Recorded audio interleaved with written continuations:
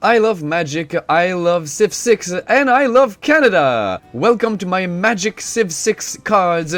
I am Loki the Gamer, and yes, I am Canadian. This is the very first little set that I designed. And let's jump right into it. Canada will have 6 cards as usual. I decided right there and then that all of my little mini packs would always have 6 cards. And Canada has 1 legendary land, 1 leader, 2 unique items, 1 card inspired not by the leader's agenda, but rather by the power of the Civ. So the legendary land is inspired by the power of the Civ, and there is also another card inspired by the power of the Civ. And finally, 1 bonus extra card. I always have a lot of fun using my imagination to create that 6th card. Some civs don't need a lot of imagination. They have a lot of leaders, a lot of unique units, things like that. But Canada, like many other civs, do need me to use my creativity and invent a card out of nothing. So we'll get to that soon enough. So, overview of Canada. Canada is all about diplomacy in Civ 6, of course, and then a little bit about cultural domination, about cultural victory, but most importantly about diplomatic victory. So, diplomatic means group hug. I translated all of these abilities of Canada to be diplomatic and helping with diplomatic emergencies. I translated that into group hug effects, especially live gain. Canada is also big on tundra land. It grants a lot of bonuses to tundra, snowland, and so therefore in Magic that was pretty easy, pretty obvious. I translated all those abilities to relate to swamps, of course. Just joking, snow permanence. So yes, it's all about snow permanence for the Canadian cards, and Canada being up in the north, those lands, those tiles in Civ 6 are usually very appealing. They have lots of appeal. It is in your best interest to make national parks out of them.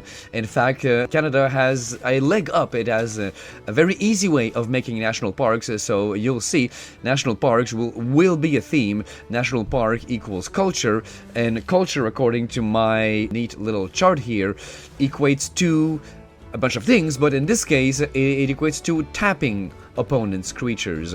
They are so in love with your culture, they're too busy visiting you to attack you, so therefore you get to tap them. And also live gain. National parks equals culture equals tapping and live gain.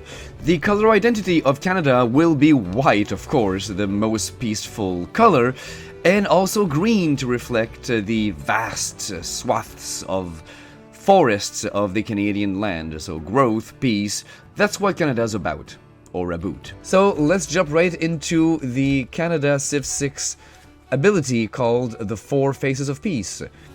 And you thought that your politicians were two-faced liars. Well, ours have 4 faces. Deal with that. So there you go. The 4 Faces of Peace reads that, you might be familiar. Basically, Canada cannot declare surprise war, and it cannot be declared surprise war against. So it's very peaceful nation. You get bonus diplomatic favors the more tourism you generate, and you get extra diplomatic favors, as if that wasn't enough, when you complete emergencies. So again, lots of diplomatic abilities here. So let's take a look at Canada, the land. So it is a legendary snowland, of course, mythic rare, and this is extremely exciting and a little bit scary, because obviously lands should not be game breakers, they shouldn't be game changers, but here I am designing a land, the first card I ever designed in this project, and it has an alternate win condition. Crazy, I've never seen this in a land. And you tell me if I made it too easy to achieve, because of course this is a land. You can't really control a land. Most people don't play with land destroy effects. Everyone hates that. I do too, believe me. So yeah, I don't want people to start using land destroy effect just because Canada is a thing. Of course, thankfully, obviously, it isn't a thing. These are fan cards that don't exist. But let's pretend it does. Let's see in how much trouble people would be. And of course, the reason I gave Canada an alternate win con is to reflect the concept of a diplomatic victory in the game of Civilization 6. Now, of course, any civ out there, any leader can achieve a diplomatic victory. It's open to everyone, but none has a better chance at it than Canada. Let's see how I did it. Canada enters tapped, and to reflect the fact that Canada cannot declare surprise war, creatures you control had defender. There you go. You can't attack ever again with Canada on the battlefield. And then here's the biggie. Whenever an opponent gains life, so it doesn't matter how they gained life. Maybe they have a life gain deck, or maybe you're helping them along. Either way, whenever an opponent gains life, you may pay 2 snow mana.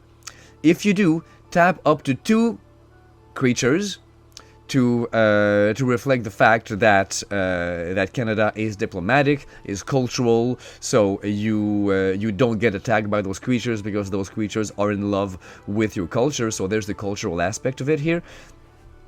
Right. So tap 2 creatures. Then, if that opponent has 60 life or more, you win the game. So basically, you must make your opponents gain life, and whenever they gain life, you can ignore it. If they're not at 60, then don't bother. Or you could pay 2 snow just to tap 2 creatures. That's a useful effect in and of itself. And then if they have too much life, you win the game. So that is why the next effect exists. Canada is a land that taps for green or white, and also whenever you add that mana, target opponent gains 1 life. So it helps the diplomatic effort by making your opponents gain 1 life each time you draw mana from Canada. Of course, it's only 1 life, so you'll need help. You'll need help from the other cards in this set. Let's take a look at Wilfrid Laurier. Let's take a look at him in Civ 6. His ability is called the Last Best West. So this is where Canada gets all, oh my god, we love snowlands. So basically, tundra hills can have farms, they get bonus production, bonus food. So that sounds like a lot, but it's not really all that good, because tundras by themselves are shit. So the Canadian powers simply make those tiles halfway decent. So it sounds like it gives Canada a whole lot of production and a whole lot of food. Not really. It just makes the tundra tiles decent. So that's why I didn't focus too much on giving Canada extra production, extra food. No, I didn't do that. This is just making tundra tiles workable. However, it does say that tundra tiles are cheaper to acquire. So in Civ 6, obviously you can spend gold to acquire tiles, to add them to your city limits, to add them to your borders, and when you do that with tundra, you get a discount. So that to me screams affinity. Let's take a look at Wilfrid Laurier. He is a 1/5 rare human advisor for 7 mana. 1 white, 1 green, +5, but don't panic, because indeed, as I've said, affinity. So he has affinity for snow permanence. So with the right lands and maybe the right mana rocks, he could come out rather quickly, even though he costs 7. And there's his Last Best West ability that reflects the fact that you can easily acquire tundra, so you can easily acquire snowland, so therefore he gets an extra land drop. You may play an additional land on each of your turns if that land is a snowland. So your 1 extra land drop must be a snowland. So it doesn't mean that you have to play all snowlands, so declare that, okay, this is my regular land drop, and now this is my additional land drop, and that one must be a snowland. And to reflect the fact that yes, all of those Tundra bonuses do exist, I also gave Wilfrid Laurier a little ramp ability, so tap him and tap an untapped snowland you control to add 2 mana. So all it cost you was Wilfrid Laurier, which is a shame because he has high defense. You probably want to keep him untapped. You don't want to use him for this ability because it's very useful to block with him. But you know, I'm sure that you want that mana. It's very juicy. It costs you him as a potential blocker, and it costs you 1 other land. And you get 2, so you get some profit. 1 land turns to 2 mana, definitely good. So you gain a white and a green, or instead of getting ramp, you can also make a target player gain 3 life. So there we go. There's the whole group hug effect again. So you really want that Canada land on the battlefield. So I'm sure that if you play Wilfrid Laurier, you would probably want to have some land fetch, specifically some non-basic land fetch, to go and get Canada as soon as possible. And then keep on making target player. It could be you. If you're half dead, then by all means give yourself life, but most probably you'll want to give an opponent life in order to win the game. Let's move on to the unique units first. The Mountie. The Mountie is of course, a human horse ranger. Like all other mounted units, I respected the fact that it's not just a dude, it's a dude on a horse. I know that Magic doesn't do that, but for very good reasons, I always do that. It is a common card that costs 4 mana, heavy on the color, 2 green, 1 white, and 1 generic for a 0/0. But of course, there's a trick to that, obviously, you'll see.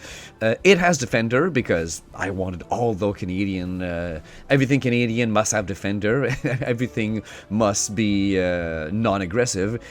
And the Mounties in the game, in Civ 6, they have the ability to create national parks. So that's why Canada has all of these cultural powers that we already covered, and the Mountie helps with that. So when you think national park, you think tourism, you think cultural victory, and therefore you think tap other creatures. Once again, they're too busy being in love with you to attack you, so you get to tap them. So let's skip down to the bottom of the card. To his activated ability, pay 1 snow mana and tap the Mountie, put a snow counter on target land, and tap up to 1 target creature. So there you go, you get to distract 1 creature. That creature comes to visit your national park, and therefore will not attack you, you just tapped it. Putting a snow counter on a target land kind of represents that land is now a national park. And the Mounties in Civ 6, well, they get fighting bonuses, they get military bonuses when they are near national parks, and assuming that Canadian national parks are always snowlands, and that vice versa, snowlands in Canada will eventually become national parks. Therefore, the Mountie gets +1/+1 for each snowland on the battlefield. So yours or anyone else's. So there you go. And of course, putting a snow counter on a target land makes it a snowland, obviously. I didn't feel the need to specify that. So for whatever reason, if you need your opponents to have a snowland, if you've got some of these old Ice Age cards that really care about your opponents having snowlands, you can do that. You can make their lands snow, and the Mountie will still get the bonus because it's every snowland on the battlefield. So yeah, it could be a decently strong unit for only 4 mana, a common, but yes, indeed, it's a defender. But wait, there's something you can do about that. Let's move on to the ice hockey rink before we talk about that sneaky little way of getting around Defender. Not that the game of Magic has a dearth of ways of getting around Defender, but I made my own. You'll see. But first, the ice hockey rink. In Civ 6, it does a bunch of things. It adds to your culture. It it gives a whole bunch of things to the tile, especially if it is near a stadium. In my case, I just turned all of that into one thing, into life gain. So, like many improvements, this card is a land aura. It is specifically an enchant snowland, so that makes sense. It costs 4, 1 white plus 3. It is an uncommon, so enchant snowland. And the enchanted land has tap. You and one target opponent each gain 1 life for each snowland you control. So there you go, it's another group hug effect, and you and one opponent, because you're playing hockey. There are no losers in hockey. Everyone has fun. Everyone's a winner. Everyone gains life. Hooray! And you gain, of course, it synergizes with all of your snowlands. So it feeds in with the whole Canada diplomatic victory life gain. So you make your opponent gain life. They have too much line. Your Canadian land wins you the game, and you gain life too. Hey, you might need that. You're playing such a defensive game. You gaining life can't possibly be bad. So there you go, and it synergizes with all of your snowlands. So this card makes a lot of sense to me, and of course it itself is a snow enchantment. If you have anything that cares about snow permanence, not just snowlands, well, that is a snow enchantment. Very neat. And now, what have we not covered? Yes, the card that I've named after the Canadian power, the 4 Faces of Peace. There it is. It is an enchantment that cost a white and a generic, a common. And here is the way that I designed it to get around all of that, all of those defending limitations. So yes, you might have your Mountie in play, he's got Defender, you might have the Canadian land in play, all your creatures have Defender, but with the 4 Faces of Peace out, whenever a creature you control blocks, I mean, that's what your defenders are best at, is blocking. Put a vigilance counter on up to 2 target creatures. So when your creatures block, they gain vigilance. Now you see, now what is the bloody point of having vigilance when you're a defender? Well, read on. Creatures you control with vigilance can attack as though they didn't have defender. So there you go. So whenever one creature blocks, now 2 of your creatures, it could be the one that just blocked, or it could be another one, especially if that blocking creature is about to die, then you don't care about giving it vigilance, you don't care about improving it, just let it die. But yes, whenever a creature blocks, 2 of your creatures will now be able to attack. They will be able to attack as though they didn't have defender. So very quickly, your entire army can get back to fighting shape. When you block enough, you have vigilance counters. Very quickly, all of your creatures will have vigilance, and they can now attack. And guess what? They can attack with vigilance. How can that be a bad thing? It's always useful to have vigilance on your side. So there you go. That's the 4 Faces of Peace, a way to get around the defender limitation. So yes, turning defender into aggressor is one of the 4 Faces of Peace. Hopefully it's not one of the 4 faces of your recently elected politician.